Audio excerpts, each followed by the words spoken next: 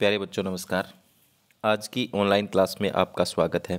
प्यारे बच्चों, आज हम कक्षा 6 अध्याय 12 विद्युत एवं परिपथ के कुछ लघुत्रात्मक प्रश्न करेंगे। तो प्यारे बच्चों, ये जो है आपके चैप्टर जो है वो दिसंबर में आना है, दिसंबर में आपको पढ़ना है। तो दिसंबर आपका शुरू हो चुका है आज। तो शुरू करते हैं हम आज की क्लास का पहला प्रश्न।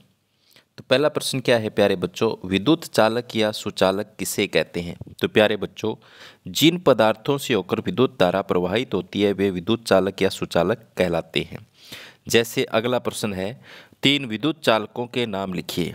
यानी 3 विद्युत चालक सुचालक पदार्थों के आपको नाम बताने, उदाहरण अगर इनके देने हो तो क्या हो सकता है? लोहा, तांबा, एल्युमिनियम। ये क्या है प्यारे बच्चों? धातुएं हैं। क्या हैं? धातुएं हैं। ठीक है, तो पहला आपके समझ में आ गया। जिन पदार्थों से होकर विद्युत धारा प्रवाहित हो सकती है वे विद्युत चालक या सुचालक कहलाते हैं। उनके उदाहरण क्या हैं? लोहा, तांबा, एल्युमिनियम। आगे है प्रश्न नंबर 3, विद्युत रोधी पदार्थों के नाम बताइए। तीसरे प्रश्न में तो लकड़ी, प्लास्टिक और रबड़ ऐसे पदार्थ हैं जिनके अंदर से विद्युत नहीं गुजर सकती। तो आगे इसकी परिभाषा पूछ ली। विद्युत रोधक या कुचालक किसे कहते हैं? जिन पदार्थों में से होकर विद्युत धारा प्रवाहित नहीं होती वे विद्युत रोधक या कुचालक पदार्थ कहते हैं। तो परिभाषा ये हो जाएगी विद्युत रोधक या कुचालक पदार्थ की। आगे विद्युत के एक स्रोत का नाम लिखिए। तो प्यारे बच्चों, विद्युत एक स्रोत का नाम होता है सेल। सेल आपको पता ही है, इस तरीके से होता है सेल। उसके ऊपर एक धातु की टोपी होता है जिस पे प्लस लिखा होता है, नीचे माइनस लिखा होता है। सेल के 2 सिरे होते हैं, प्लस वाला और माइनस वाला। तो देखो आगे वाले में पूछा विद्युत सेल के कितने टर्मिनल होते हैं और कौन सा? विद्युत सेल के 2 टर्मिनल होते हैं, एक धन टर्मिनल धातु की टोपी, एक ऋण टर्मिनल धातु की चक्रिका जो नीचे की तरफ होती है। आप सेल को देख सकते हैं प्यारे बच्चों, और उस पे देख लेना आप, ऊपर प्लस लिखा होता है धातु की टोपी पे, वो धन सिरा होता है यानी धन टर्मिनल होता है। नीचे माइनस लिखा होता है धातु की चक्रिका पर, वो ऋण सिरा होता है, ऋण टर्मिनल होता है। आगे चलते हैं, विद्युत सेल कैसे विद्युत उत्पन्न करता है? तो प्यारे बच्चों, विद्युत सेल में रासायनिक पदार्थों से सेल विद्युत उत्पन्न करता है। तो जो सेल जो होता है, ये सेल जो है, इस सेल के अंदर क्या भरी हुई है? यहाँ पर इसके अंदर रासायनिक पदार्थ भरा हुआ है जिससे उसको विद्युत सेल में संचित रासायनिक पदार्थों से सेल विद्युत उत्पन्न करता है। यानी इस रासायनिक पदार्थ से विद्युत पैदा होती है, विद्युत हम प्राप्त करते हैं। ठीक है, आगे है 5 ऐसे उपकरणों के नाम लिखिए जिसमें विद्युत सेल का उपयोग किया जाता है। तो विद्युत सेल का उपयोग विद्युत स्रोत के रूप में अलार्म घड़ी में होता है, क्लाइम घड़ी में होता है, रेडियो में होता है, कैमरा में होता है, अन्य युक्तियों में होता है। तो प्यारे बच्चों, विद्युत सेल जो होते हैं वो छोटे बड़े होते हैं। ठीक है, इन सभी उपकरणों के अंदर उनका प्रयोग किया जाता है। आप नाम लिख सकते हैं। आगे है नेक्स्ट, बल्ब का तंतु किसे कहते हैं? तो प्यारे बच्चों, इस तरीके से होता है बल्ब।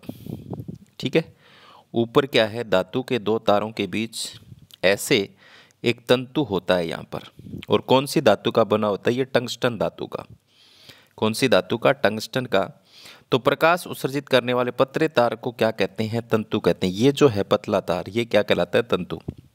क्या होता है जब विद्युत सेल के 2 सिरों को एक साथ जोड़ दिया जाता है तो सेल के अंदर रसायन तेजी से खपत होने लगते हैं और सेल कार्य करना बंद कर देता है। अगर सेल के दोनों सिरों से 2 तार लगा के आपस में जोड़ दें तो उस सेल का जो रासायनिक पदार्थ है सारा खर्च हो जाएगा, खपत होने लगेगी और सेल मृत हो जाएगा, डेड हो जाएगा। ठीक है, ऐसा आपको नहीं करना है। आप आगे है, अपने घर में स्विच की मरम्मत करते समय विद्युत मिस्त्री रबड़ के दस्ताने क्यों पहनता है? तो रबड़ का आपको पता है क्या विद्युत का कुचालक है, जो विद्युत धारा को अपने में से गुजरने नहीं देता। इसलिए बिजली के झटके से बचाने के लिए घर में स्विच की मरम्मत करते समय विद्युत मिस्त्री रबड़ के दस्ताने पहनता है। यानी झटका ना लगे, आघात ना लगे, उसको कोई नुकसान ना हो, क्योंकि जो रबड़ के दस्ताने वो विद्युत के कुचालक हैं। आगे विद्युत स्विच का उपयोग क्या होता है? घरों में स्विच का उपयोग बल्ब को दीप्तिमान करने तथा अन्य युक्तियों को चलाने के लिए करते हैं। यद्यपि घरों में प्रयोग होने वाले स्विच इसी सिद्धांत पर कार्य करते हैं, पर इनमें डिजाइन क्या होते हैं? जटिल होते हैं। तो विद्युत स्विच का काम क्या है? किसी उपकरण को ऑफ ऑन करना। ठीक है, तो आगे चलते हैं। आगे स्विच क्या है? तो देखो, स्विच एक सरल युक्ति है जो परिपथ को जोड़ या तोड़ सकती है। जैसे मान लो यहाँ पर इस तरीके से स्विच है ये। ठीक है, जब इसको हम नीचे ऐसे करेंगे, देखो ये इससे टच करवा देंगे तो ये क्या है? ऑन। तो यहाँ पर जोड़ दिया उसने परिपथ को। अगर अलग कर दिया, ये क्या है, ऑफ, तो यहाँ पर क्या तोड़ दिया। तो परिपथ को जोड़ने या तोड़ने का काम कौन करते हैं, स्विच। विद्युत परिपथ किसे कहते हैं, विद्युत धारा के बंद तथा वक्र परिपथ को विद्युत परिपथ कहते हैं। जैसे यहाँ पर एक हम बल्ब लगा दें, ठीक है, और बल्ब को एक सेल से जोड़ दें और यहाँ स्विच लगा दें, तो ये इस तरह का बंद परिपथ क्या कहलाता है, विद्युत परिपथ कहलाता है। आगे, एक पूर्ण विद्युत परिपथ से बल्ब न जलने के कारण बताइए। तो बल्ब फ्यूज हो सकता है, ठीक है, बैटरी डिस्चार्ज हो सकती है, ठीक है, परिपथ कुचालक का बना हो सकता है, स्विच बंद हो सकता है। तो ये कारण हो सकते हैं विद्युत परिपथ में बल्ब न जलने के। तो सभी को आपको चेक करना है। आगे, बल्ब के फ्यूज होने का क्या कारण है। तो बल्ब का फिलामेंट तंतु जो टूटने पर बल्ब फ्यूज हो जाता है। मैंने आपको बताया था ना, जो ये इसमें दो मोटे तारों के बीच ऐसे ये होता है, ये टूट जाता है कई बार, तब बल्ब फ्यूज हो जाता है। विद्युत सांधित्रों के नाम बताइए जिसमें स्विच उनके अंदर ही निर्मित होते हैं। तो टॉर्च के अंदर, रेडियो के अंदर, टेलीविज़न के अंदर, टेबल पंखा के अंदर स्विच क्या होते हैं, अंदर होते हैं उसके, ठीक है। आगे है, तो प्यारे बच्चों, आज की क्लास में इतना ही। उम्मीद करता हूँ कि आपको समझ में आया होगा। धन्यवाद।